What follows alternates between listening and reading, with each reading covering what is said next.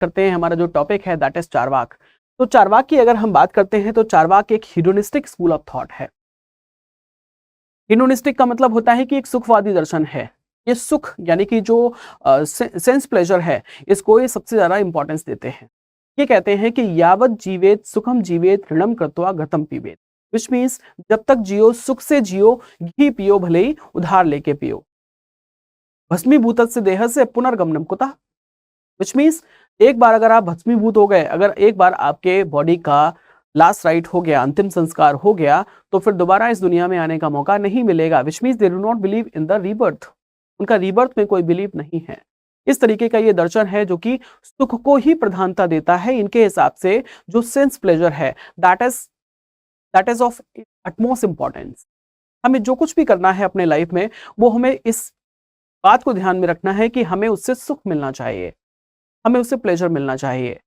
लेकिन इनकी एक और चीज अच्छी ये कहते हैं कि अगर हम सुख की प्राप्ति करते हैं, सुख की प्राप्ति करने के लिए अगर आपको थोड़ा बहुत दुख भी मिलता है, थोड़ा बहुत अगर आपको स्ट्रगल करना पड़ता है, तो उससे आपको घबराना नहीं है, उससे आपको घबराना नहीं है, तो उसमें कोई प्रॉब्लम नहीं है। अगर आपको थोड़ा बहुत स्ट्रगल करना पड़ता है अपनी सुख की प्राप्ति के लिए, तो कोई प्रॉब्लम वाली बात नहीं है। ये कहते हैं कि ऋणम कृत्वा घृतम पीबेत, यानी कि घी पियो भले ही उधार लेके पियो। घी पीने का मतलब यहाँ पे ये है कि आपको जो कुछ भी अच्छा लगता है, आपके सुख के जो साधन हैं उनको जुटाने के लिए आपको जिस भी चीज की जरूरत है, उसको अगर आपको उधार भी लेना पड़ता है ना, तो आप उधार ले लो। कैसे चुकाया जाएगा इसकी आप टेंशन मत लो। जिससे आपने उधार लिया है वो थोड़ा बहुत आपको ताने कसता है, थोड़ा बहुत आपको टॉर्चर करता है, ठीक है, तो उसको भी सह लो, कोई दिक्कत नहीं। लेकिन आप सुख के साधन तो आपको जुटाने ही, क्योंकि ये जो संसार है इसमें आने का मौका एक ही बार मिला है, शरीर एक ही बार मिलता है, अगला रिवर्स जैसी कोई चीज नहीं होती। तो जब तक जीवित हो तब तक आप सुख के साधन जितने जुटा सकते हो उतने जुटा लो। This is why they are known as sukhvadi और हिडोनिस्टिक फिलॉसफी। आगे अगर हम बात करते हैं तो ये मटेरियलिस्टिक है। मटेरियलिस्टिक का मतलब ये है कि ये जो मटेरियल प्लेजर है उसमें विश्वास करते हैं।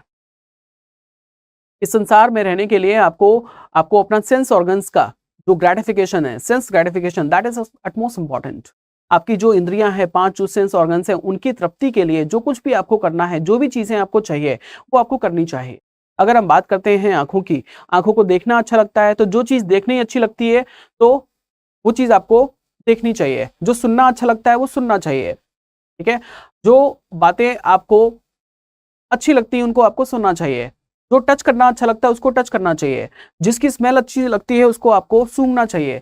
जिसका टेस्ट आपको अच्छा लगता है वो आपको खाना और पीना चाहिए। तो this is known as materialism, यानी कि जो मटेरियल प्लेजर है उसको ये इंपॉर्टेंस देते हैं।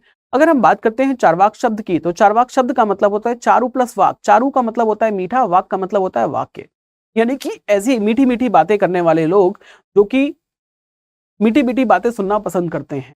मैं अगर आपकी तारीफ करता हूं कि आप तो बड़े ब्यूटीफुल हैं, आप तो बड़े हैंडसम हैं, आप तो बड़े इंटेलिजेंट हैं, आपको बड़ा अच्छा लगता है, लेकिन अगर मैं आपकी बुराई करता हूं, अगर आपको क्रिटिसाइज करता हूं तो आपको बुरा लगता है। तो ये कहते हैं कि हमें क्या करना चाहिए, हमें मीठी मीठी बातें करते रहना चाहिए, क्योंकि उससे एक अच्छा माहौल क्रिएट होता है, एक पॉजिटिव माहौल क्रिएट होता है।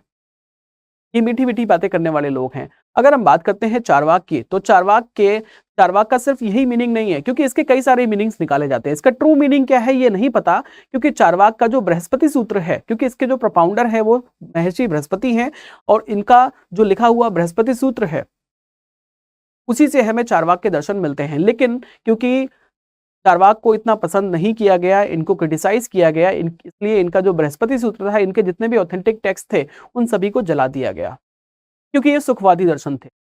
ये ईश्वर की सत्ता में विश्वास नहीं करते, वेदों की प्रामाणिकता में विश्वास नहीं करते, क्योंकि ऐसे देश जिसका नाम है भारत, और जहां पर लोगों के रग रग में ईश्वर और वेद बसते हैं, तो वहां पर अगर आप ईश्वर की, अगर वेद की निंदा करोगे तो फिर आपको कौन पसंद करेगा। और वही हुआ इनके साथ, जिसकी वजह से इनके जितने भी ग्रंथ थे उनको जला दिया गया। तो इनका कोई भी ऑथेंटिक टेक्स्ट अब हमें नहीं मिलता। अगर हम बात करते हैं इनके मटेरियलिज्म की, तो ये मटेरियल प्लेजर को ही इंपॉर्टेंस देते हैं। चारवाक का क्या रियल मीनिंग है वो कई सारे स्कॉलर्स का अलग अलग इंटरप्रिटेशन मिलता है। एक तो चारवाक का मतलब ये हो गया कि चारू प्लस वाक, मीठी मीठी बातें करने वाले और सुनने वाले लोग। दूसरा चारवाक का मतलब निकाला जाता है लोकायत। लोकायत का मतलब होता है कॉमन मैन, यानी कि हम सभी कॉमन मैन हैं, तो हम सभी लोगों का ये दर्शन है, हम सभी ऐसे ही होते हैं। हम लोग कैसे होते हैं, क्या सोचते हैं, क्या करते हैं, वो सब इस दर्शन में लिखा है। तीसरा जो मतलब निकाला जाता है दैट इज कि खाओ पियो और मौज करो, eat drink and make merry. ये जीवन आपको मिला है, यहाँ पे आपका जो शरीर है उसमें सेंस ऑर्गन्स है, उनके ग्रेटिफिकेशन के लिए आपको क्या करना है, खाना पीना है और ऐश करना है। इसके लिए आपको जो कुछ भी करना पड़े आप कीजिए। आपको लोन लेना पड़ता है तो कोई दिक्कत नहीं, उससे आप हिचकिचाइए मत, आप लोन ले लीजिए और एंजॉय कीजिए, क्योंकि यही लाइफ का अल्टीमेट एंड है। अगर हम बात करते हैं दूसरे दर्शनों की, अगर हम भारतीय दर्शन की बात करते हैं, अगर हम भारत की बात करते हैं, तो यहाँ की जो आइडियोलॉजी है वो क्या है कि हमें पुरुषार्थ को प्राप्त करना है। पुरुषार्थ में 4 चीजें आती है, धर्म, अर्थ, काम और मोक्ष। ये धर्म की बात नहीं करते और मोक्ष की बात नहीं करते। इन 2 आइडियोलॉजीज में जो 2 आइडियल्स हैं, इनमें इनकी कोई भी आस्था नहीं है, कोई भी बिलीव नहीं है। ये कहते हैं कि अर्थ और काम, ये 2 चीजें इंपॉर्टेंट है। काम का मतलब है सेंसुअल प्लेजर, अर्थ का मतलब है मटेरियलिज्म, यानी कि जो भी मटेरियल चीजें हमें चाहिए, पैसा, धन, दौलत, जो कुछ भी हमें चाहिए, उसी से हमारा जो काम है उसकी तृप्ति होगी। काम का मतलब है सेंस प्लेजर। अब सेंस प्लेजर हमको तभी मिलेगा जब हमारे पास दौलत होगी, पैसे होंगे। तो इसके लिए पुरुषार्थ में सिर्फ 2 ही चीजों को ये एक्सेप्ट करते हैं, एक तो अर्थ को और दूसरा काम को। धर्म और मोक्ष में इनका कोई विश्वास नहीं है। लेकिन जो लेटर चार्वाकास थे, जो बाद के चार्वाकास थे, उन्होंने धर्म को भी उसमें ऐड किया है, धर्म को भी पुरुषार्थ में ऐड किया है, लेकिन मोक्ष में इनका कोई भी विश्वास नहीं है। ये मोक्ष की बात नहीं करते क्योंकि मोक्ष के लिए हमें आत्मा की जरूरत पड़ती है, लेकिन आत्मा में तो ये विश्वास ही नहीं करते।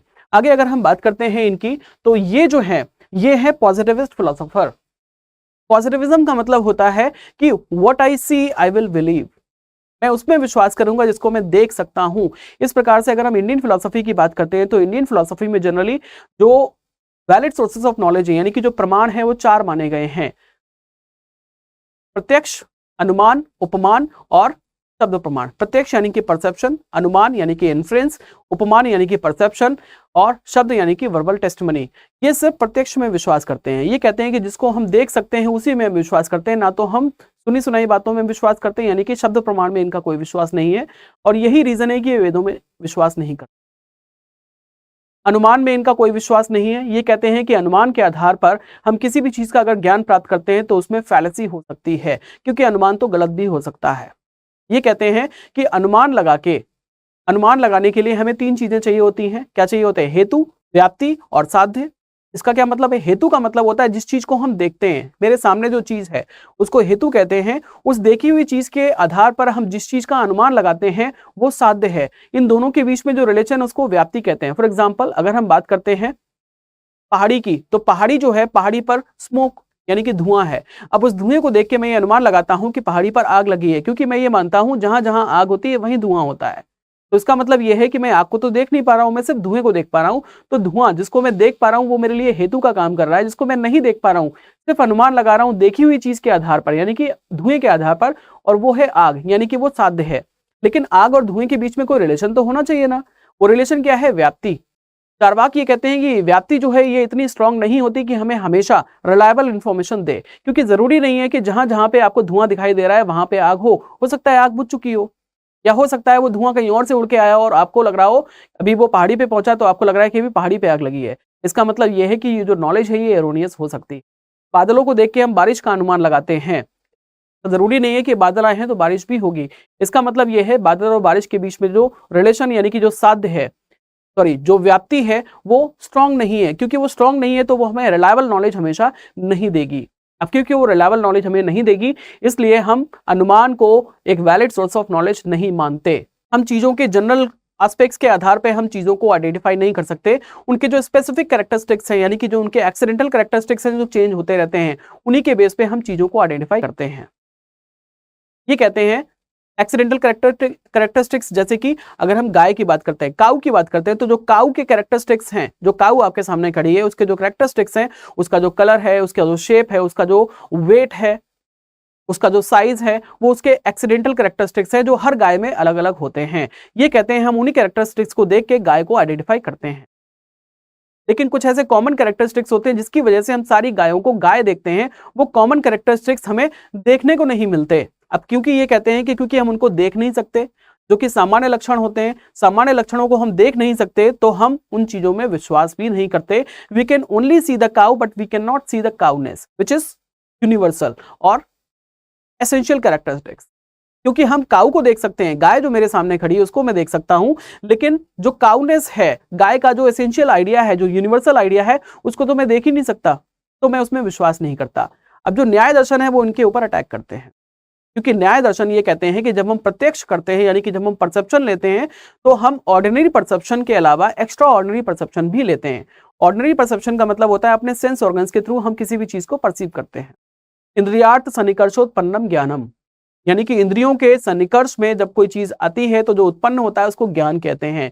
इंद्रियार्थ यानी कि इंद्रिय, सन्निकर्ष यानी कि सेंस कांटेक्ट में आना, सन्निकर्षोत्पन्नम यानी कि जिससे उत्पन्न होता है, ज्ञानम यानी कि ज्ञान, यानी कि हमारे जो सेंस ऑर्गन्स है उसके ऑब्जेक्ट, उसके कोई भी चीज ऑब्जेक्ट, कोई भी ऑब्जेक्ट उसके जब कांटेक्ट में आती है तो उसका हमें जो ज्ञान मिलता है उसको हम प्रत्यक्ष कहते हैं, यानी कि उसको हम परसेप्शन कहते हैं। अब ये जो परसेप्शन है दो तरीके का हो सकता है, एक तो होता है ऑर्डिनरी परसेप्शन जिसको हम अपने सेंस ऑर्गन से परसीव करते हैं, एक होता है एक्स्ट्रा ऑर्डिनरी परसेप्शन। न्याय दर्शन के अकॉर्डिंग ये तीन तरीके का होता है। वो तीन तरीके के कौन कौन से होते हैं? एक तो होता है सामान्य लक्षण, दूसरा ज्ञान लक्षण और तीसरा योगज। यहाँ पे हम सब सिर्फ सामान्य लक्षण की बात करेंगे, क्योंकि सामान्य लक्षण को जो एक्स्ट्रा ऑर्डिनरी परसेप्शन बोलते हैं, न्याय वैशेषिक वाले, तो जो न्याय के महर्षि गौतम है वो एक्स्ट्रा ऑर्डिनरी परसेप्शन को एक्सेप्ट करते हैं, जिसको ये रिजेक्ट करते हैं। एक्स्ट्रा ऑर्डिनरी परसेप्शन का मतलब होता है कि हम स्पेसिफिक कैरेक्टर्स के साथ साथ हम उनके जो जनरल कैरेक्टर्स हैं उनको भी देखते हैं। जो जनरल कैरेक्टरिस्टिक्स हैं उनको हम एसेंशियल एट्रीब्यूट्स कहते हैं, यानी कि जिसको हम काउनेस कहते हैं। काउनेस तो एसेंशियल है जिसकी वजह से हम दुनिया की सारी काऊ को काऊ बोलते हैं, और ऐसे एक्सीडेंटल वो होते हैं जो सारी काऊ में अलग अलग होते हैं। तो सामान्य लक्षण प्रत्यक्ष में हम उन सामान्य गुणों का प्रत्यक्षीकरण भी करते हैं, यानी कि उनको हम परसीव करते हैं, जिसके कारण हमने उसको गाय बोला है। तो this is called extra ordinary perception. मैं ह्यूमन हूं, मेरी ह्यूमननेस को देख के ही आपने मुझे ह्यूमन बोला है, तो मेरी ह्यूमननेस तो आपने देखी होगी ना। मेरी ह्यूमननेस आपने देखी, इसका मतलब यह है कि आपने एक्स्ट्रा ऑर्डिनरी परसेप्शन लिया है, क्योंकि मेरी ह्यूमननेस आपको सेंस ऑर्गन से दिखाई नहीं देती। आपको सेंस ऑर्गन से सिर्फ मेरे जो फिजिकल कैरेक्टरिस्टिक्स हैं जो कि एक्सीडेंटल हैं, जो हर व्यक्ति में चेंज होते हैं, वो दिखाई देते हैं। इसका मतलब आप मेरा एक्स्ट्रा ऑर्डिनरी परसेप्शन भी कर रहे हो। हम हर चीज का एक्स्ट्रा ऑर्डिनरी परसेप्शन करते हैं, क्योंकि हम चीजों के साथ साथ उनके क्लास को भी उनमें परसीव करते हैं। अब अगर हम चारवाक की बात करते हैं तो चारवाक एक्स्ट्रा ऑर्डिनरी परसेप्शन में विश्वास नहीं करते, क्योंकि वो कहते हैं कि हम सामान्य लक्षणों को हम नहीं देख सकते, हम सिर्फ चीजों को देख सकते हैं उनके स्पेसिफिक एट्रीब्यूट्स के थ्रू। जो उनके विशिष्ट लक्षण हैं जो कि एक्सीडेंटल होते हैं, सिर्फ उनको देख सकते हैं, हम उनके सामान्य लक्षणों को नहीं देख सकते। हम सिर्फ गाय को देख सकते हैं, गाय का जो एसेंस है, जो आइडिया है, उसको हम नहीं देख सकते। We can only perceive cow but we can not perceive cowness, so we do not believe in extra ordinary perception. इस तरीके से जो न्याय है वो इनके ऊपर प्रहार करते हैं जब ये कहते हैं कि हम एक्स्ट्रा ऑर्डिनरी परसेप्शन को एक्सेप्ट नहीं करते। क्लियर? चलिए आगे अगर हम बात करते हैं, नेक्स्ट जो पॉइंट है दैट इज हीटेरोडॉक्स। ये इनका ईश्वर में कोई भी विश्वास नहीं है। अगर हम बात करते हैं चारवाक की, तो चारवाक का ईश्वर में कोई भी विश्वास नहीं है। चारवाक ही कहते हैं कि त्रयो वेदस्य कर्तारो भंडधूर्त निशाचरा, तीनों वेदों के रचयिता भांडधूत निशाचर हैं, जिन्होंने ईश्वर, आत्मा, परमात्मा, स्वर्ग और नरक जैसे कॉन्सेप्ट्स की रचना की है अपने फायदे के लिए। तो इसलिए इनका ईश्वर में कोई भी विश्वास नहीं है। पहला तो ये इनका आर्गुमेंट है। दूसरा आर्गुमेंट ये है, ये कहते हैं कि हमारा सिर्फ प्रत्यक्ष में विश्वास है, क्योंकि ईश्वर का प्रत्यक्षीकरण हम नहीं देख कर सकते, क्योंकि ईश्वर को हम परसीव नहीं कर सकते, गॉड को हम परसीव नहीं कर सकते, इसलिए हम गॉड को नहीं मानते। क्योंकि ये इनका जो सोर्स ऑफ नॉलेज है, इनके अकॉर्डिंग जो valid source of knowledge that is perception only, और वो भी स्पेसिफिक। जनरल परसेप्शन की तो बात ही नहीं करते, एक्स्ट्रा ऑर्डिनरी परसेप्शन की तो बात ही नहीं करते, ये सिर्फ ऑर्डिनरी परसेप्शन की बात करते हैं जिसमें हमारे सेंस ऑर्गन्स आते हैं। अब अपने सेंस ऑर्गन्स के थ्रू तो हम गॉड को परसीव कर नहीं सकते, इसका मतलब ये है कि गॉड एग्जिस्ट इनके लिए नहीं करता, इसलिए इनको हीटेरोडॉक्स कहा जाता है। आगे अगर हम बात करते हैं तो ये अथीस्ट भी हैं। अब एक चीज आपको समझनी है, इंडियन फिलोसॉफी के कॉन्टेक्स्ट में अथीस्ट वो होता है जो वेदों को नहीं मानता, लेकिन जो ईश्वर को नहीं मानता उसको हीटेरोडॉक्स कहा जाता है। जनरल टर्म्स में हम अथीस्ट उसको बोलते हैं जो ईश्वर को नहीं मानता, जो नास्तिक है, और वेदों को नहीं मानने वाले को हम वेद निंदक कहते हैं। लेकिन अगर हम बात करते हैं इंडियन फिलोसफी की, तो जो हमारा षट दर्शन है उसमें उसके अकॉर्डिंग मनुस्मृति ये कहते हैं, कहते हैं मनुस्मृति में कि नास्तिको वेद निंदका, यानी कि नास्तिक वो है जो वेदों की निंदा करता है। नास्तिक वो है जो वेदों की निंदा करता है, जो ईश्वर की निंदा करता है वो ईश निंदक है। यानी कि वो कौन है? वो हीटेरोडॉक्स है। ऐसी फिलॉसफी जो ईश्वर की निंदा करती है, ईश्वर में विश्वास नहीं करती, उसको हीटेरोडॉक्स कहा जाता है, अनीश्वरवादी कहा जाता है। नास्तिक नहीं कहा जाता। नास्तिक का मतलब है जो वेदों में विश्वास नहीं करता। नास्तिको वेद निंदका, नास्तिक वो है जो वेद की निंदा करता है। तो अगर हम बात करते हैं इनकी चारवाक की, तो चारवाक नास्तिक हैं क्योंकि ये वेद की निंदा करते हैं, ये अथीस्ट हैं। अब ये वेद की निंदा करते क्यों हैं? ये इसलिए करते हैं क्योंकि वेदों को शब्दों में लिखा गया है और शब्द प्रमाण में तो इनकी कोई आस्था है नहीं, क्योंकि ये कहते हैं कि जो शब्द प्रमाण है, शब्दों से हमें जो ज्ञान मिलता है उसका जो आधार है वो अल्टीमेटली अनुमान होता है, यानी कि वो कहाँ से मिलता है? हमें इन्फ्रेंस से मिलता है। इन्फ्रेंस को तो ये पहले रिजेक्ट कर चुके हैं क्योंकि ये तो पॉजिटिविस्ट हैं, प्रत्यक्षवादी हैं। इन्फ्रेंस को ये पहले डिनाई कर चुके हैं। इन्फ्रेंस का मतलब होता है जिसमें व्याप्ति की जरूरत होती है, और व्याप्ति यानी कि हेतु और साध्य के बीच का जो रिलेशन है व्याप्ति, वो तो बहुत ही कमजोर होता है। तो उससे हमें कोई रियल नॉलेज तो मिलने वाली है नहीं, कोई रिलायबल नॉलेज नहीं मिलने वाली। अब इनको ये कोई समझाए जिसको आप परसेप्शन बोलते हो, परसेप्शन में भी एरर होती है। हम रस्सी में सांप को देख लेते हैं, कई बार हमारी आंखें जो देखती हैं वो सच नहीं होता, हम धोखा खा लेते हैं। तो क्या इसका मतलब ये है कि परसेप्शन हमेशा रिलायबल होता है? नहीं होता। इस तरीके से इनको कई बार क्रिटिसाइज किया गया है। ऑलमोस्ट सारे स्कूल्स ऑफ थॉट ने इनको क्रिटिसाइज किया है इस बात को लेके कि ये सिर्फ परसेप्शन को ही वैलिड सोर्स ऑफ नॉलेज मानते हैं, बाकियों को नहीं मानते। इन्फ्रेंस को, कंपैरिजन को और वर्बल टेस्टिमनी को नहीं मानते। क्योंकि ये वर्बल टेस्टिमनी को नहीं मानते इसलिए वेदों में भी विश्वास नहीं करते। त्रयो वेद से कर्तारो भंडदूत निशाचरा, तीनों वेदों के रचयिता भांडदूत निशाचर हैं। ना तो उनमें विश्वास करना चाहिए, ना ही उनके लिखे हुए वेदों में हमें कोई विश्वास करना चाहिए, ऐसा ये कहते हैं। नेक्स्ट अगर हम आगे बात करते हैं इनके नो सोल के कॉन्सेप्ट को, ये कहते हैं कि कोई आत्मा जैसी कोई चीज नहीं होती। जो कुछ भी है हमारा शरीर है और इसमें कॉन्शियसनेस है, यानी कि कॉन्शियसनेस और शरीर अलग अलग नहीं होता। जो कुछ भी हमारे पास है वो है कॉन्शियस बॉडी, वो कॉन्शियस बॉडी है। अब इनसे ये पूछा जाता है कि ये कहते हैं कि जो हमारा शरीर है यानी कि जो मैटर है, ये मैटर एक्सेप्ट करते हैं। ये कहते हैं कि मैटर सिर्फ 4 होते हैं, फायर, एयर, अर्थ और वाटर। ये 5 मैटर को नहीं मानते। 5 जो सबटल एलिमेंट्स होते हैं उनको ये नहीं मानते। 5 सबटल एलिमेंट्स कौन कौन से होते हैं? इन चारों के अलावा एक और होता है स्काई, यानी कि आकाश, ईथर कहते हैं जिसको। आकाश तत्व में इनका विश्वास नहीं है। इन चारों तत्वों का संबंध हमारे सेंस ऑर्गन से होता है। आकाश का भी होता है, आकाश का संबंध होता है हमारे कान से। अब क्योंकि ये कान पर विश्वास नहीं करते, क्योंकि कान की जो इंद्रिय है उससे शब्द मिलता है और शब्दों पर इनका कोई विश्वास नहीं है, यानी कि वर्बल टेस्टिमनी में विश्वास नहीं करते, इसलिए आकाश तत्व में भी इनका कोई विश्वास नहीं है। ये कहते हैं कि हमारा जो शरीर है इन 4 तत्वों से मिलकर बना है। ये कहते हैं कि इन चारों तत्वों में कहीं भी, ये नेचर के 4 सबटल एलिमेंट्स हैं, इनमें कहीं भी चेतना नहीं होती, इनमें कहीं भी कॉन्शियसनेस नहीं होती। लेकिन जब ये चारों तत्व एक निश्चित अमाउंट में आपस में मिलते हैं, जब ये बॉडी को कंस्ट्रक्ट करते हैं, तो उस बॉडी में कॉन्शियसनेस अपने आप वैसे ही आ जाती है जैसे पान के पत्ते में लाल रंग कहीं भी नहीं होता, लेकिन अगर उसको सुपारी और कत्थे के साथ में खाया जाए तो मुंह में लाल रंग आ जाता है।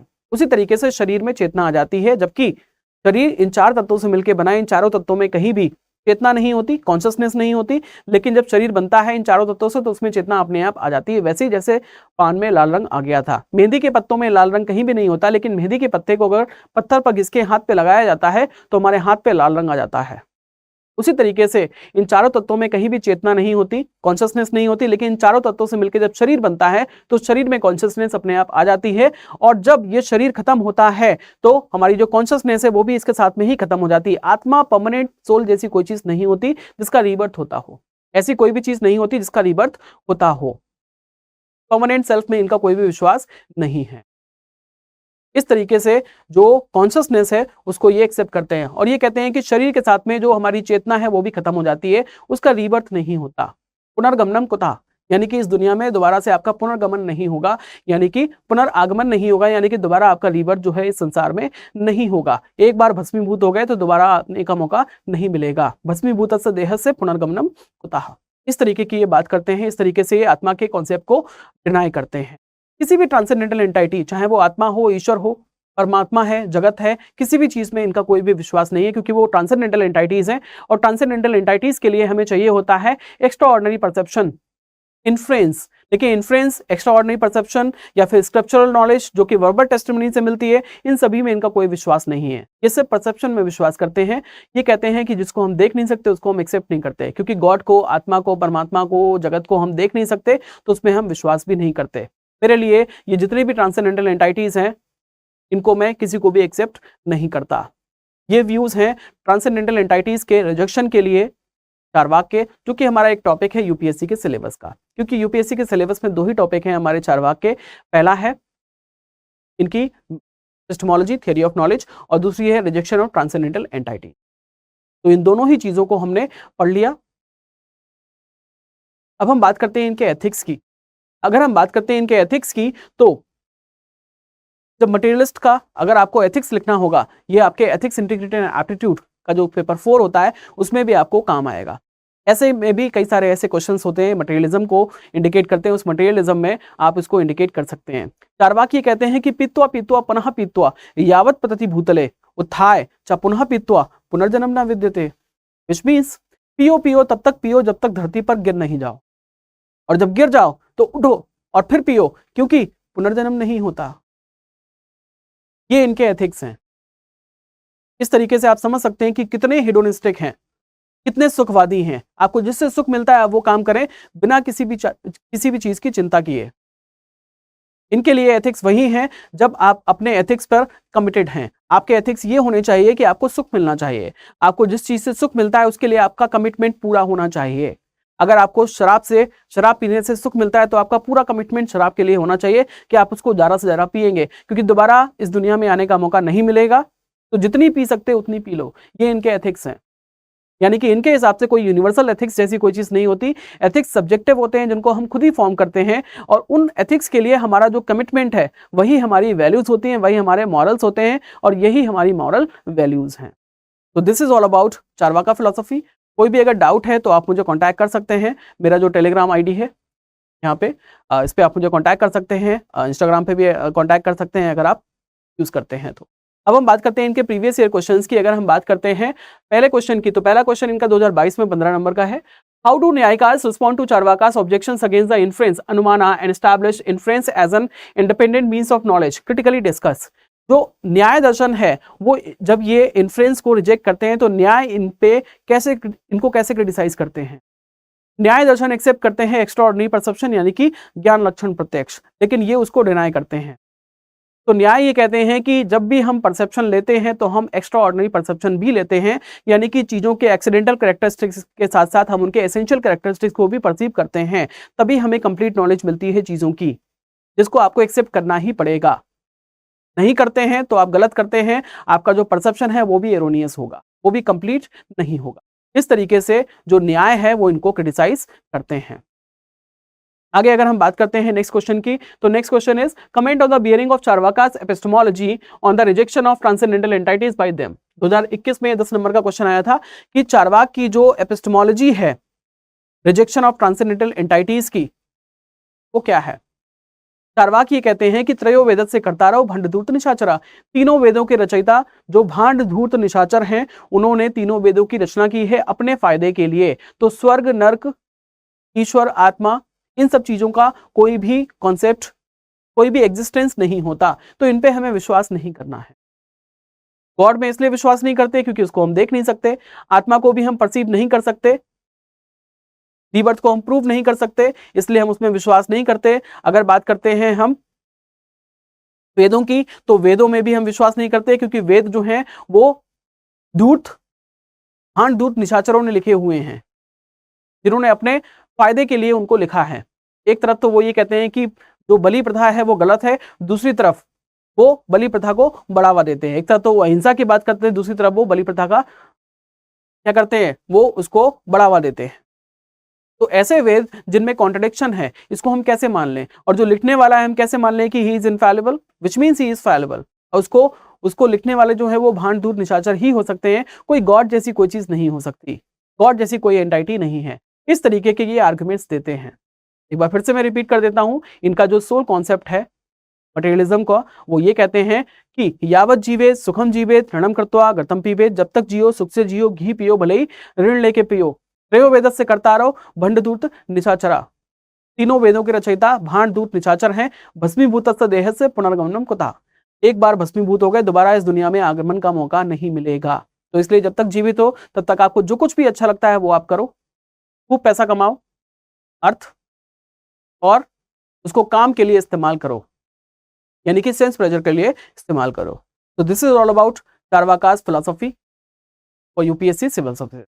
नेक्स्ट जो हमारा टॉपिक होगा दैट विल बी जैनिज्म, क्योंकि हमारा अगली यूनिट है यूपीएससी फिलोसफी ऑप्शनल की इंडियन फिलोसफी के सिलेबस में। तो कोई भी अगर डाउट है, कुछ क्वेरीज हैं आपकी, तो मुझे आप कॉन्टैक्ट कर सकते हैं टेलीग्राम पे या फिर इंस्टाग्राम पे। जो लाइव क्लासेस है वो स्टार्ट हो चुकी है, फीस काफ़ी अफोर्डेबल है 15,999, लेकिन आपको मेरा कोड यूज़ करना पड़ेगा SG Live, तभी आपको ये डिस्काउंट मिलेगा। So this is all about this unit and this lecture and this topic. Thank you so much for joining my class. Have a good day. Good luck. Stay tuned to Study IQ.